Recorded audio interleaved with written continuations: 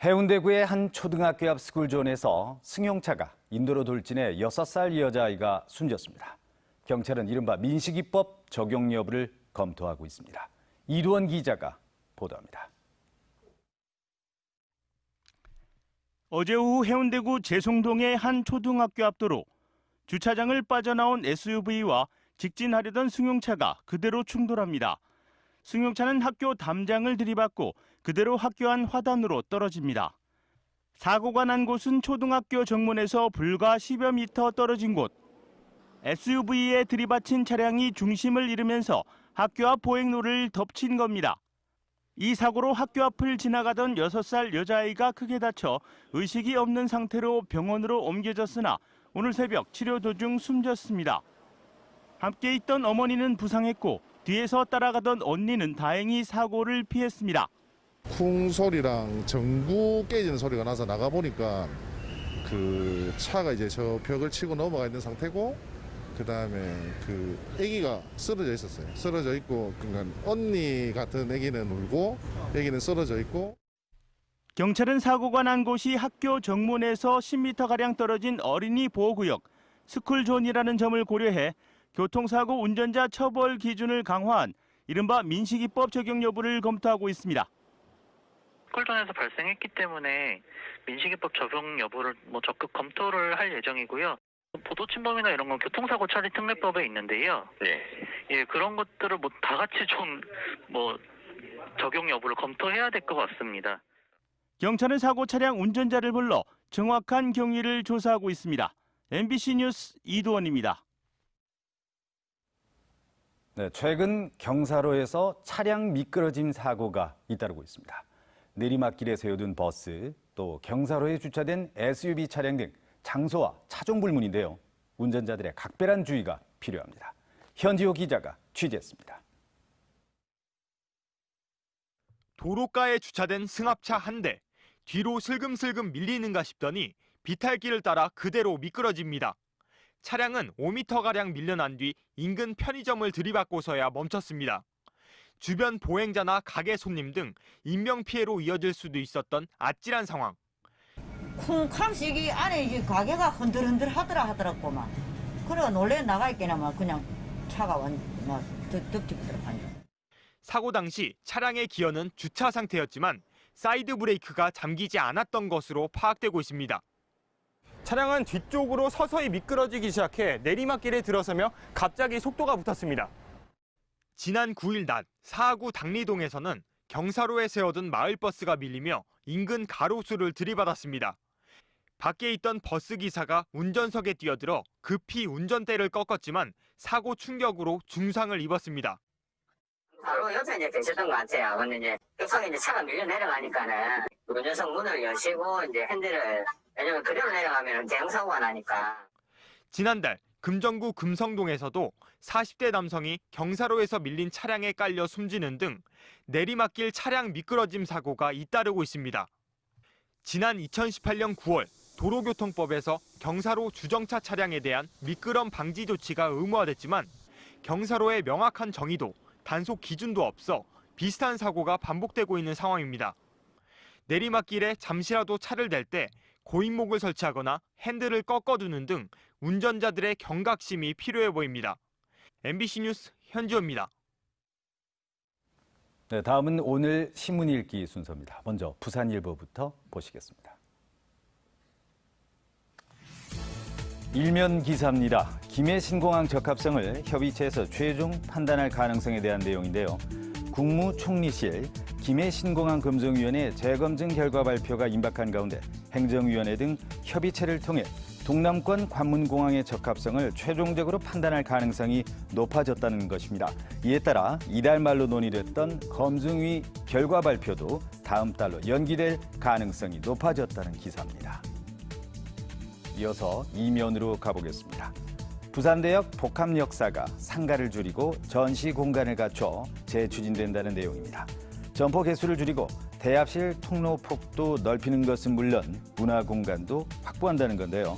교통공사는 이에 따라 교통공사 수익 증진은 물론 도시철도 이용객의 편의도 높아질 것으로 기대한다고 기사는 설명하고 있습니다. 네, 이번엔 국제신문입니다. 일면 기사입니다. 올 연말 부산의 빈곤층 비율이 12명 가운데 1명 수준이 될 것이라는 예상의 기사입니다. 12월쯤 부산의 저소득층 인구가 29만 명에 육박할 것으로 예상된다는 건데요. 이에 따라 부산시의회 박민성 의원은 부산시의 생활보장팀을 생활보장과로 승격하는 방안이 필요하다고 지적했다는 내용입니다. 마지막으로 신면에 있는 기사입니다. 노인 학대 가해자의 62%가 아들이나 배우자라는 제목의 기사인데요. 올해 5월까지 부산 지역 경찰서에 접수된 노인 학대 신고 건수가 지난해에 비해서 31% 급등했다고 합니다.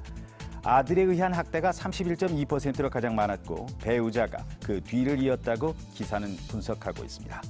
이에 따라 노인 학대를 가정의 문제가 아닌 사회적인 문제로 인식해야 한다는 지적까지 기사에 실려 있습니다.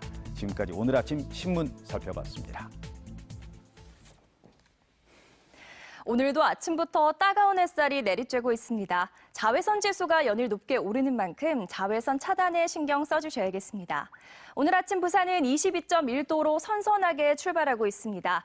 낮에는 여전히 덥겠지만 동해안을 따라서 시원한 동풍이 불어들면서 어제보다는 기온이 조금 내려가겠습니다. 한낮 기온 27도로 어제보다 2도가량 낮겠습니다.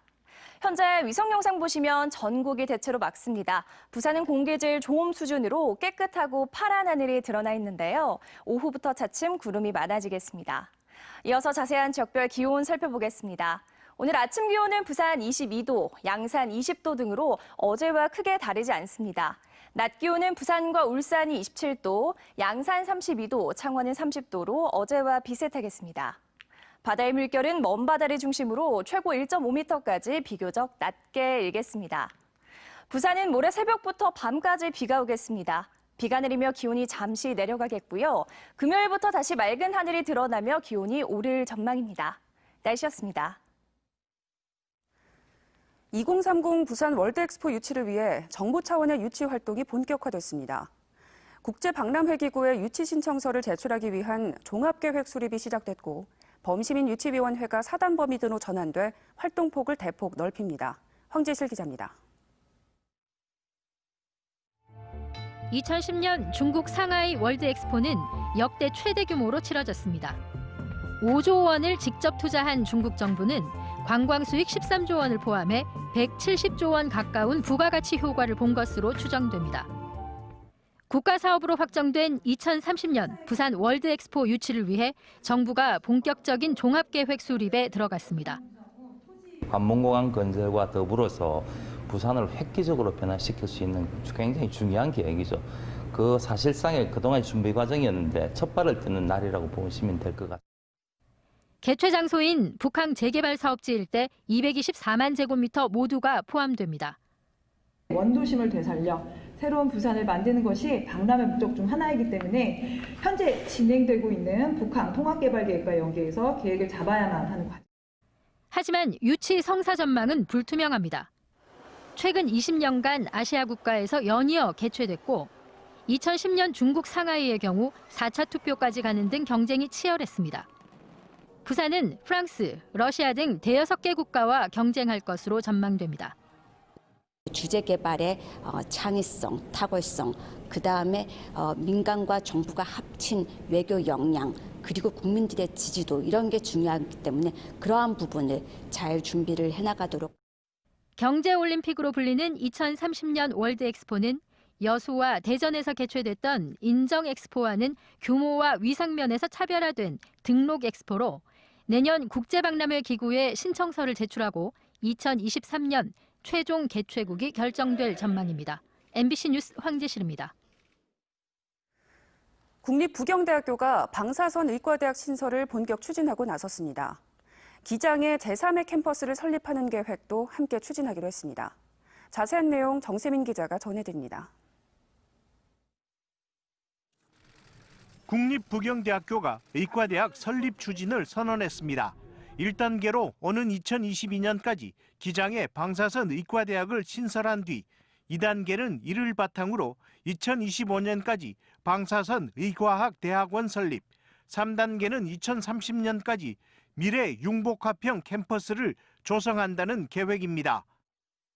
이 인력들이 앞으로 방사성 임상 치료뿐만 아니고 새로운 치료법이라든지 치료기기라든지 이러한 것을 개발하는 의사과학자로서 육성이 되어가지고 부경대는 국내 대학 의대 정원이 2006년 이후 10년 넘게 동결되어 온 데다 영남권 의대 정원이 호남 지역에 비해 상대적으로 적은 점, 또 기장에 있는 동남권 원자력의학원과 중입자 가속기 등 기존 시설과의 연계를 통한 시너지 효과를 내세우며 의과대학 신설의 필요성을 강조하고 있습니다. 우리가 없으니까 해달라 이런 단순한 논리로 가지고는 좀 어렵지 않겠느냐. 우리가 거기에 이미 여러 가지 필요한 시설, 동남 원자력 의학원을 비롯해서 중입자 가속기 등이 집적화되고 있기 때문에 우리 또 기장 캠퍼스가 가까이 있습니다.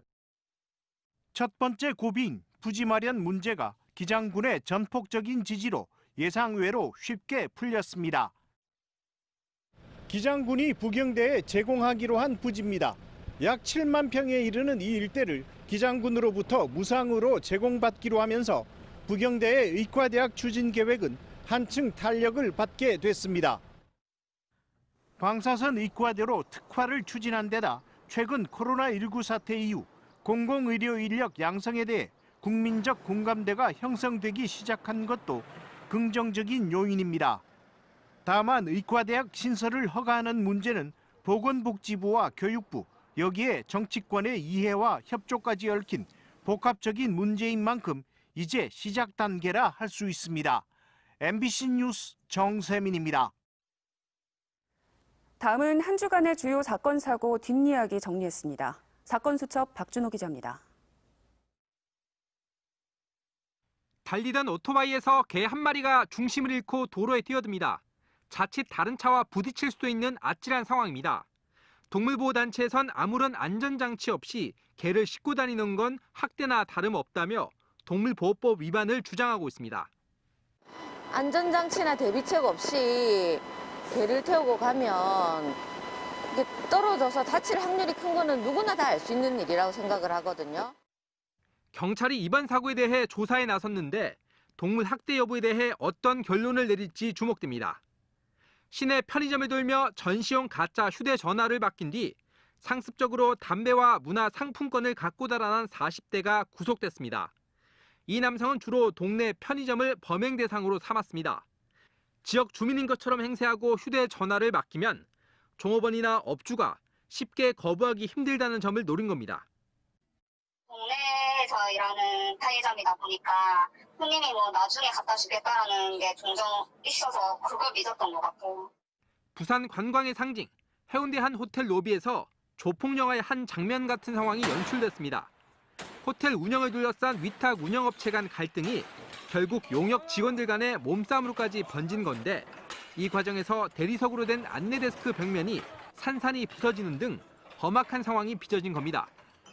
지역 관광업계가 코로나19로 최악의 위기를 겪고 있는 가운데 벌어진 이 같은 상황에 대해 그야말로 엎친 데 덮친 격이라는 지적입니다. MBC 뉴스 박준호입니다.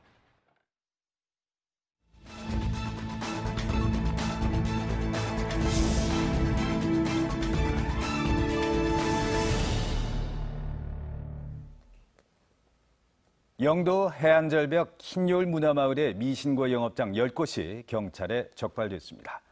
부산경찰청 관광경찰대가 흰여울 문화마을 음식점 등을 대상으로 위생 상태와 코로나 방역 여부를 점검한 결과 업종 변경 신고 없이 카페 영업을 하거나 무허가 주택에서 영업 중인 업체 10곳을 적발했습니다. 경찰은 업체 관계자를 순차적으로 조사한 뒤 지자체에 행정 통보할 예정입니다. 교통사고 직후 의식을 잃은 60대 운전자가 시민들의 도움으로 구조됐습니다. 지난 9일 밤 10시 40분쯤 사상구 주례동의 한 도로에서 60대 A씨가 차를 몰다가 운전 미숙으로 교각을 들이받고 차 안에서 의식을 잃었습니다.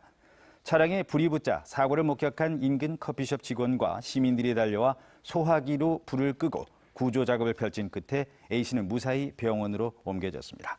경찰은 구조에 나선 시민 2명에게 표창을 주고 나머지 익명의 시민들에게도 감사의 뜻을 표했습니다.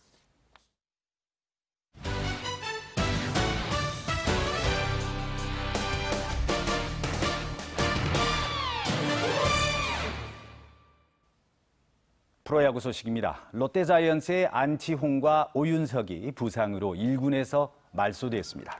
한국야구위원회는 어제 오후 1군 엔트리 변동을 공지해 롯데는 안치홍과 오윤석이 1군 명단에서 제외됐고 배성근과 김민수가 1군에 합류했습니다. 롯데 구단에 따르면 안치홍이 왼쪽 햄스트링 통증으로 부상자 명단에 등록됐고 오윤석은 오른쪽 햄스트링 부분 파열 판정을 받았습니다. 대저대교 환경영향평가서 중 대기와 소음, 생태 분야가 거짓으로 작성됐다고 결론난 가운데 추가로 조류 부문도 조사를 다시 실시하기로 결정됐습니다. 낙동강유역환경청은 어제 환경청, 부산시, 환경단체가 각각 추천한 전문가와 함께 공동으로 대저대교 건설 예정지 조류 조사를 올겨울 다시 실시하기로 했다고 밝혔습니다. 환경단체는 대저대교가 천연기념물인 큰고니 서식지를 파괴한다고 주장했지만 최근 환경청 등이 발표한 거짓 부실 사례에는 포함되지 않았습니다. 한국자산관리공사 캠코가 카자흐스탄 정부 관계자들을 대상으로 부실 채권 정리와 기업 구조조정 등에 대한 양방향 온라인 연수를 실시했습니다. 이번 온라인 연수는 오늘부터 나흘간 카자흐스탄 현지와 실시간 화상 연결을 통해 진행됩니다. 캠코 측은 이번 연수가 당초 현지 방문으로 기획됐다가 코로나19로 온라인으로 바뀌었다며 하반기에는 우즈베키스탄, 아제르바이잔 등 중앙아시아 국가들에 대해서도 온라인 연수를 진행할 예정이라고 밝혔습니다. 부산시가 코로나19 장기화로 폐업을 원하는 소상공인에게 사업 정리와 원상복구 비용을 지원합니다. 지원 대상은 모두 130여 곳으로 전문 상담사가 폐업 위기의 소상공인 가게를 방문해 폐업 관련 신고와 주의사항, 처분 방법 등 사업 정리 전반에 관해 조언합니다. 임차한 업장이 원상복구가 필요한 경우는 비용을 최대 100만 원까지 지원할 방침입니다. 본격적인 여름 휴가철을 앞두고 전국에서 인파가 몰리는 수영구 밀락수변공원에 생활 속 거리두기 실천을 위해 테이프로 구역이 나눠졌습니다. 수영구는 코로나19 장기화로 인한 생활 속 거리두기 조치로 밀락수변공원 스탠드 77곳, 밑공간 44곳 등 모두 121곳에 가로 2m, 세로 1.5m 크기로 청테이프 구역을 만들었다고 밝혔습니다. 뿐만 아니라 조만간 수영공원 모든 공간에 테이핑 작업을 실시할 계획이라고 덧붙였습니다. 287회 부산시의회 정례회가 오늘부터 29일까지 14일간 열립니다. 제8대 의회 전반기를 마무리하는 이번 정례회에선 조례안 58건과 동의안 8건 등 모두 72건의 안건을 처리할 예정입니다. 특히 이번 정례회에선 교육청 추경 예산안을 심사하는데 추경안은 코로나19 극복을 위한 교육재난지원금 308억 원과 고1 무상교육 140억 원 등 모두 1,734억 원이 편성돼 있습니다. 민주당 최인호 의원이 이전 대상 공공기관 심사를 해마다 정례화하는 내용의 국가균형발전특례법 일부 개정안을 대표 발의했습니다. 민주당 최인호 의원이 이전 개정안은 공공기관 신설 시 반드시 국가균형발전위원회 심의 의결을 거쳐 이전 대상 유무를 매년 심사하도록 했습니다. 또 이전 공공기관 범위에 부속 연구기관까지 포함하고 비수도권 소재 모든 공공기관이 지역인재 채용을 의무화하는 내용도 담고 있습니다. 오늘도 아침부터 따가운 햇살이 내리쬐고 있습니다. 자외선 지수가 연일 높게 오르는 만큼 자외선 차단에 신경 써주셔야겠습니다. 오늘 아침 부산은 22.1도로 선선하게 출발하고 있습니다. 낮에는 여전히 덥겠지만 동해안을 따라서 시원한 동풍이 불어들면서 어제보다는 기온이 조금 내려가겠습니다. 한낮 기온 27도로 어제보다 2도가량 낮겠습니다. 현재 위성 영상 보시면 전국이 대체로 맑습니다. 부산은 공기질 좋음 수준으로 깨끗하고 파란 하늘이 드러나 있는데요. 오후부터 차츰 구름이 많아지겠습니다. 이어서 자세한 지역별 기온 살펴보겠습니다. 오늘 아침 기온은 부산 22도, 양산 20도 등으로 어제와 크게 다르지 않습니다. 낮 기온은 부산과 울산이 27도, 양산 32도, 창원은 30도로 어제와 비슷하겠습니다. 바다의 물결은 먼 바다를 중심으로 최고 1.5m까지 비교적 낮게 일겠습니다. 부산은 모레 새벽부터 밤까지 비가 오겠습니다. 비가 내리며 기온이 잠시 내려가겠고요. 금요일부터 다시 맑은 하늘이 드러나며 기온이 오를 전망입니다. 날씨였습니다.